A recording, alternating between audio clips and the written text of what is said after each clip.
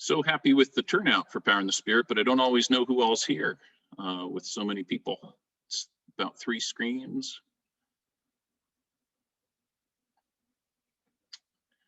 As I mentioned last night, you will get one more email tomorrow. It won't have any of like the wonderful devotions that you've been hearing every morning this week. I hope you saw Pastor Darty's this morning. It was another really, really good one. Phenomenal reflection from a leader within our Synod. Tomorrow's email is a little more boring, but very important because it includes an evaluation. And yes, yeah, we've got one more poem to include tomorrow from Edith. So we have that to look forward to. Thank you, Edith, for supplying us with your poems. I had not forgotten that one. Tomorrow's word for the poem is simply Candlemas. So thank you, Edith. The evaluation is going to help us make plans for the future. I'll be interested to know what sort of workshops you would appreciate at a future Power in the Spirit event. I'll be curious to know, imagine the pandemic is a thing of the past. Would you still be interested in doing something like this at around this time of year? So is there a future where we're gathering in person at Roanoke College in July, but we're gathering on Zoom, last week of January, first week of February, even when the pandemic's a thing of the past? Would you still be interested in doing this online event around this time of year? I hope you'll let us know, I see some thumbs up and some nods. So I see some people have turned off their cameras to avoid feeling awkward about how they would answer the question. We would favor that. Oh, I didn't quite hear that. No, we would favor doing it again. Oh, good. Oh, thanks, Scott. Yeah, so just, let us know. It really is helpful. We need to be fed in the middle of winter. Absolutely. That's what I was trying to think, when would I actually be interested in looking at my computer screen for a couple hours every night? And probably the winter, when there's not a whole lot going on, is a good time for an event like this. And when things are better in terms of the pandemic, that's a great time to be back at Roanoke College and not on a computer screen all day. Right. But what's your thought about July? I don't know yet. I was kind of putting that back burner, putting that question on the back burner till this event had come to a conclusion. So and I don't see who asked that question. It's me, Babs. I asked it. Oh, Babs. Thank you. Sorry. Thank you. It's really going to depend on Roanoke College, and it's going to depend on what we feel is safe and how things are going just generally in our society. So hope to have information about that soon, because the planning needs to happen very quickly on that.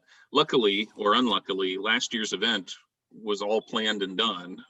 So we actually can move very quickly with that content when we're ready. So that's part of it. So I'll try to keep it. Maybe let me know how you would feel about that. I mean, if I said to you right now, Power in the Spirit is in person in July, would you come? Oh, you bet. Yep. I'd be Would. there. Okay. Oh, yeah. I'm not sure how safe everybody would feel about that. Sorry, If I had a vaccine. if you had a vaccine, yeah. Yeah. The last speaker. See Tom and Nancy shaking their heads no. Yeah, I mean, We just have to be abundantly cautious right now. yeah. Yeah. Hi, We Jim. do. Hi, Gail. Well, so that's part of the conversation, and send me an email with your thoughts on that, or maybe we can include that question in the eval. Don't interpret that as a vote. Even if there's overwhelming response that would love to be here in person, we who are making these decisions may still decide no, about that, given the nature of the pandemic. So don't want you to think that that would be voting or anything like that. I don't want you to to interpret that I've made a decision yet about this, or that the bishop's office has either. So, but hearing your feedback is helpful to know where your head is at with what you feel safe doing, what you don't feel safe doing. I think we'll have time to talk about this some more later tonight. I wanted to give folks a chance to join the room and Dave Delaney a chance to get settled. Again, he's not showing up on my screen, so. I'm here. You're here. All set. Great. Yeah, ready to go. I think we're ready when you're ready. Okay, very yeah. good. Thank you, Dave. Welcome and thank you again. It's been an extraordinary week of learning. I think what's one of the things that everybody you're going to find is all over the evaluations. And I've loved seeing so many faces from around our Synod and beyond, including a number of people I haven't seen for a while, and some folks that we're meeting for the first time from beyond our state borders. And so thank you all very much for being part of this. And it's also been so inspiring to see the gifts of our Synod that are come to present in these workshops. It's really amazing. And I'd like to express my delight at how nicely the input from the various presenters has dovetailed and even turtle dovetailed, as Michael George said the other evening, with the observations that I've tried to offer. We've heard about things like Mary bringing a sacrifice on her own behalf, and Mary being welcomed back into the community after the healing process of childbirth, and some of the possibilities for pastoral and congregational care that are suggested by that story and that experience, and other dimensions of the story, the astronomical significance of the date of this festival, and how just as Mary was all in, body and soul for this business of raising the Messiah, so our prayer and our service and our sacrifice are full body, all in experiences for this task of bearing Christ to the world, including extending the group of those who would be called to preach the gospel, and so much more. It's all fit together so beautifully. And so it's been exciting for me to watch. And I've got to go back and actually see a couple of the videos that I didn't get to see before. So that's exactly the kind of reflection that I am recommending when I say we should take these seasonal changes as signals from God to do this work. Use days like Candlemas to ask important questions and take stock of our lives. So on Sunday evening, we took a close look at Genesis 1 of all things, and the partnership between darkness and light in marking the passage of time, and how we are invited or even commanded to take note of special times and seasons and days, as it says in Genesis 1:14. The very lights of heaven were put there by God for just that purpose, as reminders. That is God's presentation to us. And that was kind of the theme I was heading towards on Sunday evening. So we saw how light, when it is contrasted with darkness, refers not to color, but to visibility and clearness of sight. And that's why in the early church, baptism was regularly referred to as illumination. So, conversion to the Christian faith was never about knowing things, never about having a sudden, burst of insight into the meaning of life or anything like that, or about kind of downloading a lot of content. I mean, think about St. Paul, on the road to Damascus. It's almost comical because he's been persecuting the Christians, denying Jesus was a good guy, all this stuff. He gets this flash of light. The figure says, Paul, Saul, why are you persecuting me? And he says, who are you? Like, what? Why do you even ask that? Who do you think I am here? I am Jesus, the one you're persecuting. Not that you shouldn't have known that already. But anyway, Paul says later on in Galatians that he was not taught the gospel by someone, by humans. It came to him through a revelation. Well, it didn't happen on the road to Damascus. I mean, it wasn't a kind of a data dump down into Paul's brain. What happened was that Paul met God and encountered the Lord. Okay, so that's what this is about. It's not just being able to see things because of the light, but it's encountering the source of the light. So encountering God's own self. In Luke chapter 2, this is what Simeon experiences. When we meet Simeon, he has already had his revelation. So it says it had been revealed to him by the Holy Spirit that he would not see death before seeing the Lord's Messiah. So he's been waiting for the living light, and he meets that light in the form of baby Jesus. So that's all caused me to think about that connection between these two things.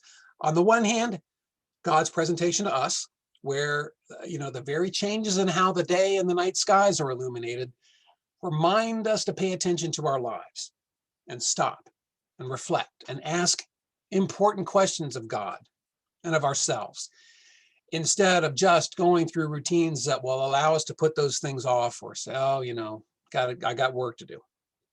So that on one hand, and then on the other hand, our presentation to God is actually presenting Jesus to the world so that the whole world may be illuminated. Now, I would say it's hard to be effective in that second part unless you are attentive to the first part.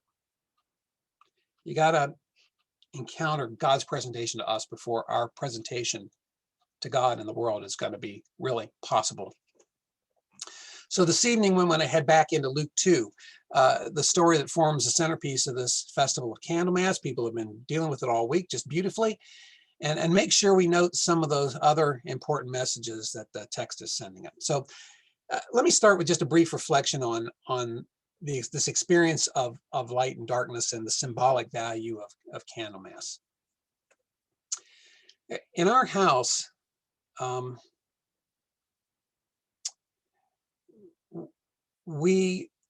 this was true even when our daughters were growing up with us, the winter time, so call it, the months between All Saints Day and Candlemas, if not all the way to Lent, that period of time has always been a season when we treasure the soft light of late afternoon and early evening.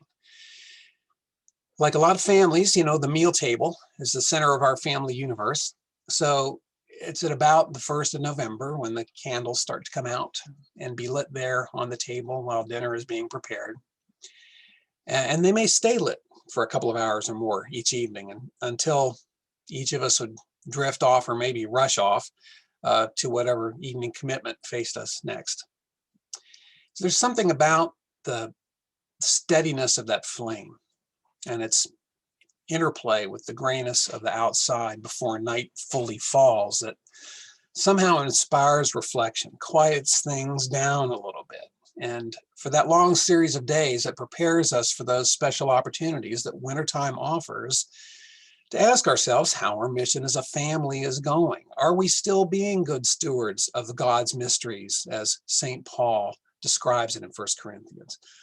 Are we still presenting Christ to the world? Now, to be sure, as a church staff family, I'm a pastor and a church musician, with the tasks of getting ready for Advent and Christmas and festivals that follow, we almost can't avoid it. I mean, we've always had built-in reasons to do that kind of reflection starting long before those days arrive. But even those professional responsibilities don't get the job done if we are not intentional about pausing and drilling back down to the core of those days and their inspiration for the all-important practice of putting things into perspective. And I'd be hard-pressed to find a better day than that for Candlemas, because it's kind of around on February 2nd that the lights in the sky are moving in a more lit direction, if you will.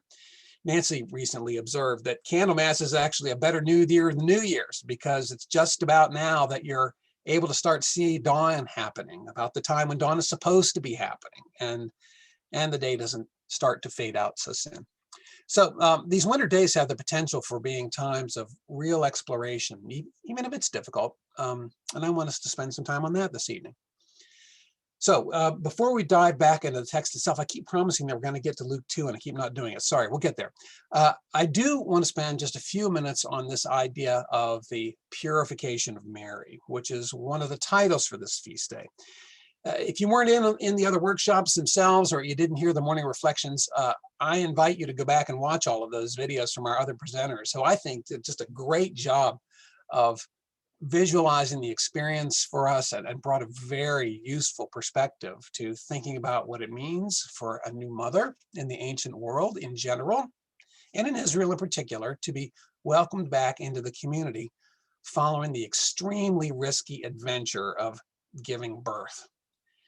And I want to lift up one more point in that regard about our portrayal of Mary in this context. And it's similar to I'd say, to the caution I offered on Sunday regarding the risks associated with using language about darkness and light. That same caution should apply to the term purification.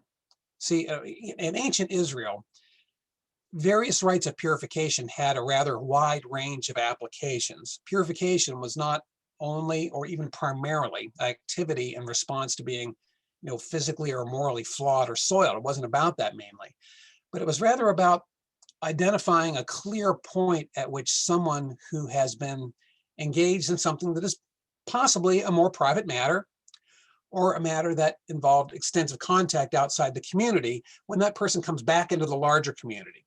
And that could include not only childbirth, but grief and certain kinds of sicknesses, or crime, or warfare, menstruation, business contact with neighboring pagans, caring for corpses, and and the list goes on.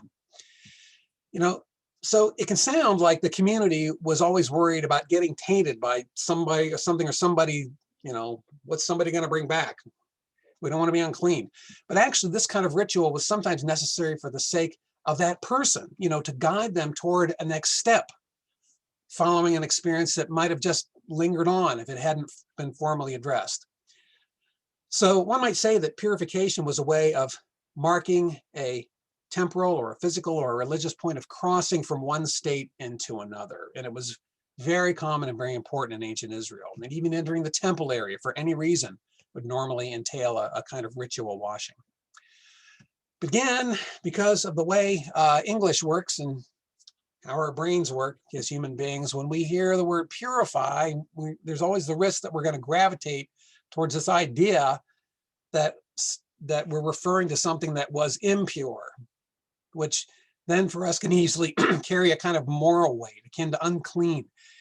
For us, impurity can refer to things like unrefined metals or pollutants in our water, but we can also easily think of, sin or shame, or think of, impure thoughts or impure motives, stuff like that. And once again, just like the concepts of darkness and light, if our mental autopilot hears that someone requires purification, we may incorrectly say to ourselves, okay, that must be a bad person. That is just not the case with the whole concept of purification. And needless to say, this has been a potential problem for the duration of our religious history, especially if it was applied to particular groups of people, because those terms could easily be leveraged into opportunities for exerting power over anyone or anything that could ever be thought of as impure, women, foreigners, the sick, or others in the community, by virtue of their vocations or something. And that could be done by people at the top of a status pyramid who might really want society to be stratified in those terms, even though one of Israel's central values was to be a non-hierarchical society. So you can see how even using the phrase purification of Mary carries certain risks. So once again, like the concepts of light and darkness, when concepts of purity fall into the wrong hands, it can turn into a weapon. So all I want to say is that we need to be alert to what's going on in our own minds and in the lives of the church at large when we use that terminology or talk about that feast. So there's that. So Luke 2, we're gonna get to Luke 2 in a second, I promise. Let's get a quick visual on the setting for the exchange between the characters in Luke 2. I'm going to bring up a picture here. I hope it works. Oh, I so hope it works. I think I've got to get, can I share? How can I share? I've got to come out of, I got to go to full screen in order to do that. Sorry, thinking out loud is one of the things I do. All right. Now you should be looking at a map of Israel. Are we looking at a map of Israel? Very good. That's happy news too. The setting for this story is the city of Jerusalem and the ancient Israelite and Judean capital, the center of Israel's worship life since the days of King David 1,000 years earlier. Now, note where Jerusalem is. I'm going to try to zoom in here. I'm not sure this is going to work, but let me give it a shot. Okay, you see, I mean, points of reference here. Sea of Galilee, Dead Sea, Jordan River flowing north to south, Sea of, or the Mediterranean Sea and so forth. So we're going to see if this works. Oh my goodness, I'm not sure it is, but let's try. Is it getting bigger? Yes, that's what we want. We like it to get bigger. Here we go. Okay, now we are, oh yeah, there we go. See Jerusalem right there in the kind of the center of the country, not too far from the Dead Sea. Okay, there's that. And I want you to notice where Bethlehem is, pretty close to Jerusalem. It's just, you know, about 6 miles south of Jerusalem. So you could actually kind of walk there in a couple of hours, 2 to 2.5 hours. I used to be able to do it in 2 hours from my little place on the south side of Jerusalem when I was a student there, back when it was possible to do that. So you can see that it would be really easy for the folks to move from Bethlehem to Jerusalem in a pretty quick and easy place. Now, when we come to the middle of chapter 2 of Luke, we absolutely do not know where the family was prior to this event. In case you're wondering, it's very difficult to merge the two stories of Jesus's birth. In Luke, we've got the angels and the shepherds and the circumcision and the presentation. And in the Matthew account, we have the star and the magi and the flight to Egypt. But that's a discussion for another day, I'm afraid, how that all works. But obviously, in both accounts, the family had been to Bethlehem for Jesus' birth. And Luke seems to presume that they were still in Bethlehem until this time. So a trip to Jerusalem temple was easy. Now, from Bethlehem, like I said, that's about 6 miles, a couple of hours, maybe 2.5. From Jerusalem to Nazareth, I'm going to zoom out here. Nazareth isn't even on this map, but you see Mount Tabor there. And Nazareth is on the other side of this hill back here. Call it 7 miles from Mount Tabor, this direction. A little nothing of a town back in Jesus' day. It isn't even attested in the sources. We wouldn't even know it existed if Jesus hadn't been from there and it had appeared in the Gospels. From here, from Jerusalem to Nazareth, was now the way you would go in that day, the safe way, was to go down to the Jordan Valley and then all the way up and then up this way. And that was about 100 miles. So 3.5 to 4 days walk by foot or by donkey. So for our purposes, we're going to presume they departed Bethlehem when little Lord Jesus was 39 or 40 days old, and they made a stop in Jerusalem on their way back to Nazareth to the north. And we'll come back to the map in a few minutes to make another point. So Jerusalem today, let's see if I can do this now. Jerusalem today is rather a sprawling city. In Jesus's day, it was a walled city of about 30,000 residents. And today it's this. It's 1.2 million people over, if you count all the kind of surrounding towns that are right next to it, and as kind of suburbs. And in the middle over here is the modern city and the suburban where the old city of Jerusalem was. And in Jesus' day, you can get a better idea by looking at the Temple Mount as it is today. And it was a compact place of maybe 30,000 residents, and whose population would swell whenever there was a festival, almost by 4 times. That many people would come flocking into the city. Now, the large platform that we're looking at from the southwest, where the gold dome is, that platform is where the temple stood in Jesus's day. Now, the Israelite temple of Jesus's day was, of course, destroyed in the year 70 by Roman armies, along with most of the rest of the city. And we don't know exactly what became of any of the buildings on this platform until the late 7th century, when Muslims captured Jerusalem and put this shrine, Dome of the Rock, there. But the temple of Jesus's day and the platform it sat on, along with a bunch of other large building projects, had all been built by King Herod, who you recall died right after Jesus's birth, but was presumably alive when the Holy Family visited Jerusalem and our Luke 2 story. So Herod's temple is usually called the Second Temple. It may have actually been the third, or at least the third that we know of. The original Israelite temple built about 960 BC on this site. And of course, there was no platform there yet. That temple had been destroyed by the Babylonians in 587 BC and then rebuilt some 60 years later after the Judeans returned from Babylonian exile. But that second temple may have just been leveled by Herod. I mean, it's just knowing the way Herod built. He was a colossal construction person. He just loved to build things and big things. And chances are they just absolutely swept the top of the old temple away, put that squared off the hill with that platform, and then put a brand new temple from scratch. So this may be the third temple.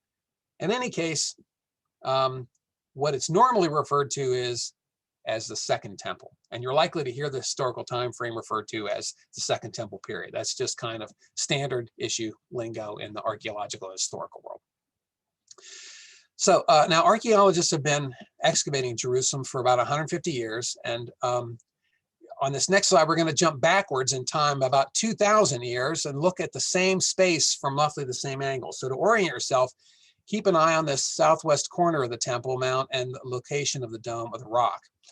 And here we go. And you should be able to see an illustration of ancient Jerusalem right there. I've got to try to move my text out of the way so I can actually see what's going on and point some things. What you want to see, here's the corner of the existing platform that's still there. And where the Dome of the Rock is today is, we think, where the temple was in Jesus' day. It had to have been near there, and there are lots of arguments about that, and it's very difficult to pinpoint. Archaeology is hard in Jerusalem for a lot of reasons. You would think there would be nothing to learn after so much time of looking at it, but it's a city with a lot of secrets and mysteries. They keep finding new things. It's also really difficult because Jerusalem is a holy city, and people who value its religious heritage are very, very protective. Not to mention that there are profound political and ethical considerations. Should we even be doing this? There are people who have a vested religious investment in particular outcomes of archaeological study. They want certain things to be true and for the archaeologists to prove it. And then there are amateurs who get involved, who get in the way of the trained scholars and so on. It's a real mess sometimes. But archaeologists persist, so new and interesting things are always being found. Now, having said that, in the last 30 years, this basic illustration of the shape of the temple area from the early 1st century hadn't changed substantially. Occasionally, there's going to be a new piece of the archaeological puzzle that gets added, but in general, most archaeologists agree that the temple area looks something like this in Jesus' day. Now, over the last couple of years, there's been new digs that have been done and studies, particularly around Wilson's Arch, which is right here. So, and just to kind of remind you, the top part of this wall is now gone. And what we see is just a very narrow strip. This thing was colossal. It was 1,600 feet long this way and 1,000 feet across. All right, so, how many football fields is that? 5.5 football fields this way and 3 football fields wide. It's huge. The temple that had been built under Herod was undeniably impressive. Now, we're not probably going to find a whole lot more about that in my lifetime, just because of the politics of trying to dig up there. That's not going to happen. But we have a pretty good idea from the sources what it might have looked like, and this is a pretty fair representation. It was the largest temple of its kind in the known world at the time. None of the Greek or Roman or Egyptian temples could compare. It was unique in the sense that all the other religions, they all had multiple temples, but this was the only Jewish temple. And so it was the only place where the temple rites can be performed. I want you to note, however, the temple also featured a large military fortress at its northwest corner called the Antonia. Now, that was considered to be a signal that the Roman Empire was watching under the guise of benevolence and protection. But there they were, right up here at the corner of the temple. And some sources say this was actually bigger or more eye-catching than the temple itself. At the opposite end of the platform, you have an area where merchants did their work and people prepared for temple rituals.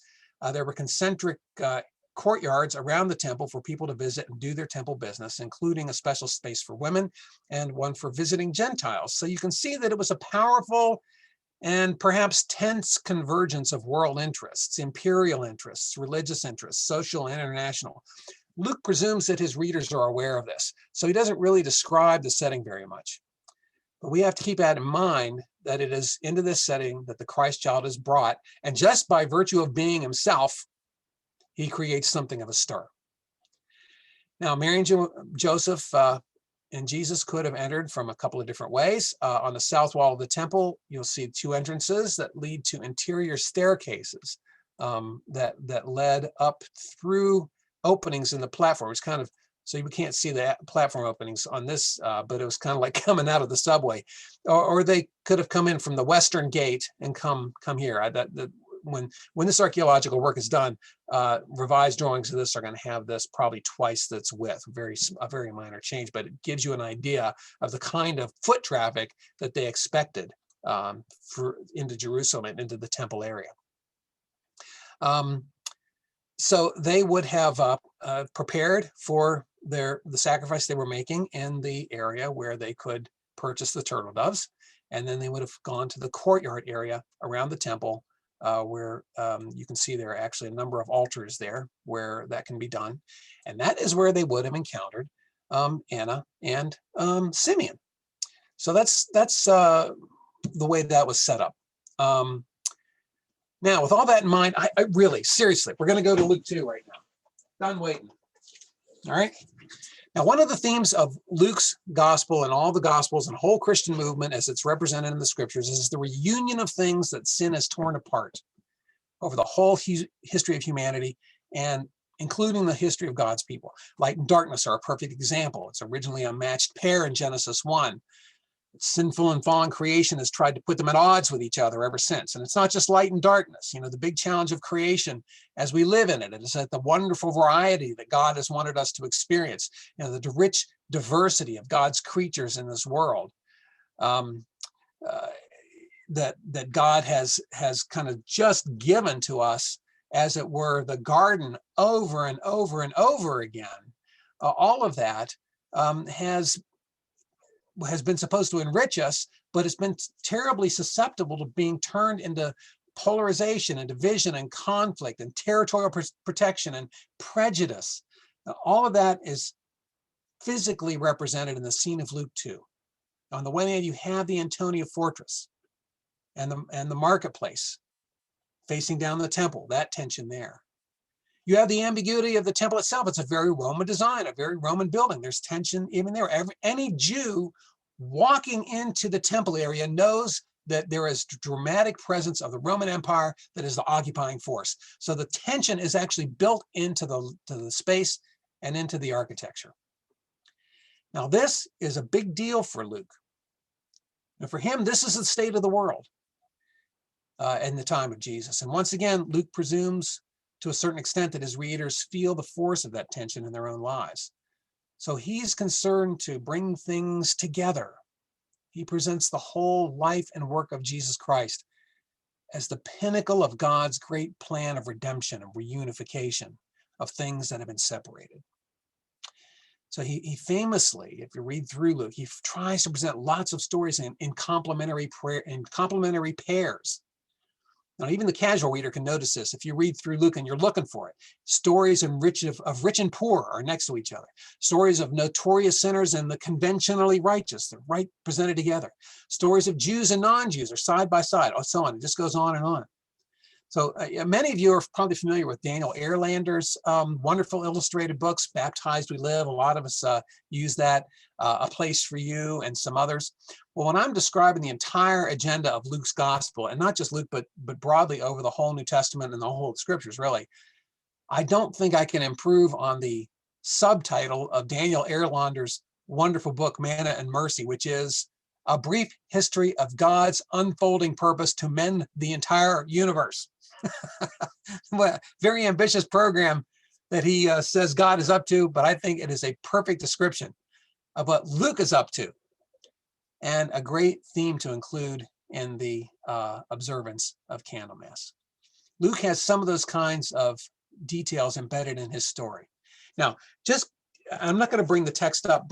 Get your own Bible if you like, or if you just remember the story, you should be able to pick out some of these things. But notice for yourself in this story, if you see, I'll come back in a second. If you see that there are matched pairs, some people have pointed them out already and they'll be obvious. So just kind of look through and you see things that are kind of paired together in chapter 2, in this story from verse 22 to verse 40. Read through it for yourself and see what jumps out at you.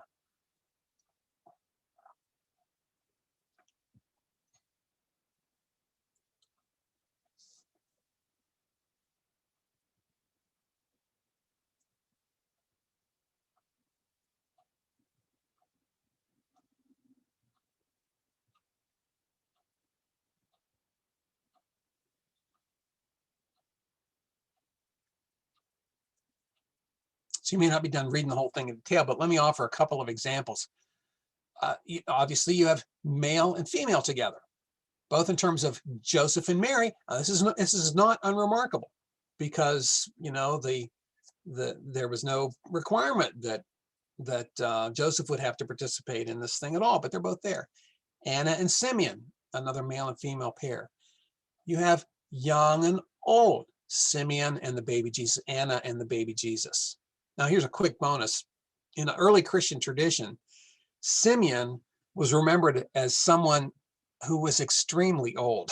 In fact, the story that was told about him was that he had participated as one of the scholars in the first translation of the Old Testament into Greek. And if that were true, he would be over 200 years old at this time. All right, now, historically, very unlikely, but you get the point. He's an old man and he's encountering this baby. That's the way the church wanted to remember him, and they wanted to punch that home by attaching that story to him. Now, here's another one. See if you notice this. I love that Anna is described as being present praying night and day. Now, do you hear the echo of Genesis there? The kind of the desire to reunify even that rhythm of time within the day. Let me show you one more set of contrasts involving Anna that not a lot of commentators have noticed. Luke provides what seems to be random details sometimes. And part of it is that part of what ancient historians did from time to time, just to signal that they were real historians. Okay, I want you to know I've done my research. I want you to know I've done my homework. So here's this little detail that only someone who had done the work, done the legwork, could know. So the history of Anna, for example, married for 7 years, at which point her husband died, and then at the time of this story was age 84.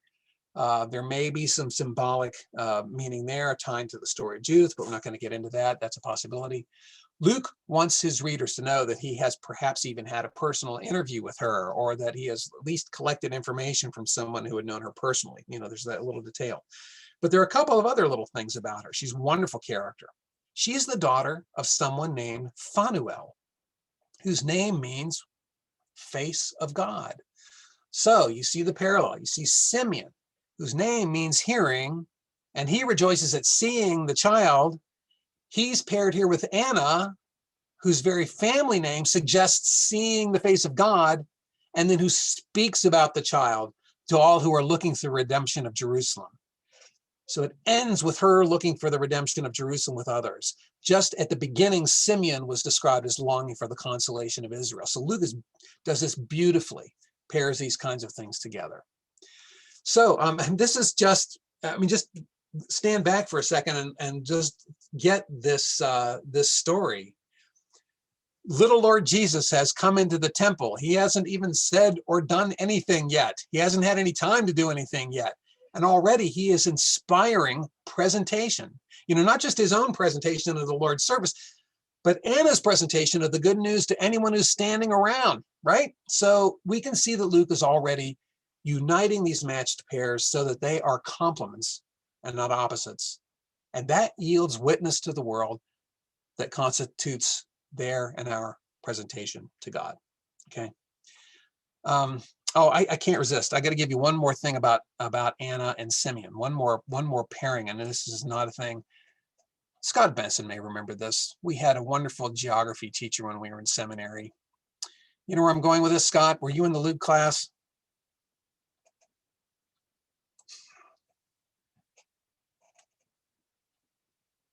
Oh, we can't unmute Scott. Okay.